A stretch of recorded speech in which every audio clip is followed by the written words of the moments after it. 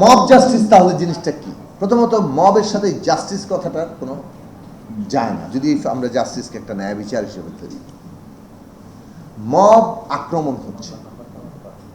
এখন আপনি মানে এই যে আজকে মাননীয় প্রধান উপদেষ্টার প্রেস সেক্রেটারি এটা বললেন যে মব না প্রেশার গ্রুপ, মানেটা কি? প্রেশার গ্রুপ জিনিসটা কি? আপনি যদি মনে করেন যে অমুক ব্যক্তি অন্যায় করেছে তার শাস্তি হওয়া দরকার, তা আপনি যে আপনার সভা সমাবেশ করার জায়গা আছে তার বাড়িতে হামলা করা আপনার মানে এখন কর্তব্য না। যদি সরকার মনে করে যে তাহলে সরকার কি নিজে এটা উস্কে দিচ্ছে যে অমুককে আমার ধরতে হবে, ধরার আগে একটা নাটক করতে হবে? এ কি আশ্চর্য ব্যাপার! শেখ হাসিনা যেমন করতো, কাউকে আগে অ্যারেস্ট করার আগে তাকে হয় একটা তার নামে একটা তাকে একটা নানান প্লট তৈরি করতো, হয় তাকে একটা মানে give a bad name first.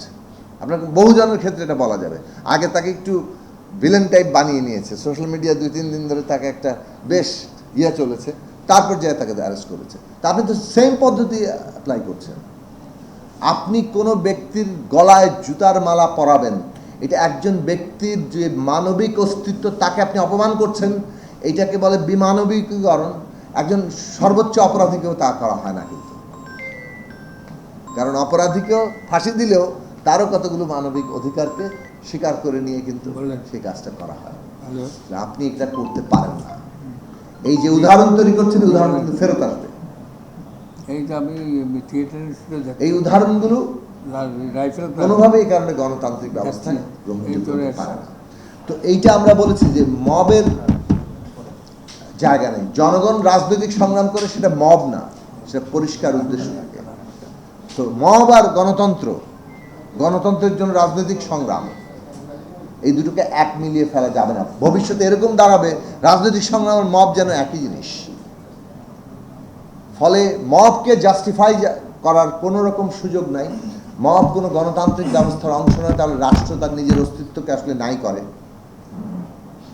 এবং রাষ্ট্রের গণতান্ত্রিক রূপান্তর দরকার, আরও জবাবদিহিতা দরকার। প্রয়োজনে তার ক্ষমতা ধীরে ধীরে অপসারিত হতে থাকবে, কিন্তু মব তার রিপ্লেসমেন্ট না, এটা মনে করেন। অনেক নৈরাজ্যবাদীরা মনে করে যে রাষ্ট্রের যত ক্ষমতা কমে যাবে মব জনগণ, এটা বোধহয় জনগণের একটা জনরোষের প্রকাশ করছে। এই জনরোষ কিন্তু নানানভাবে হাজির হতে পারে, এটাকে যদি জনরোষ হিসেবে স্বীকৃতি দেওয়া হয়। দিস ভেরি ফর্ম, নানান আকার, নানান জিনিসই এই ফর্ম ধারণ করতে পারে।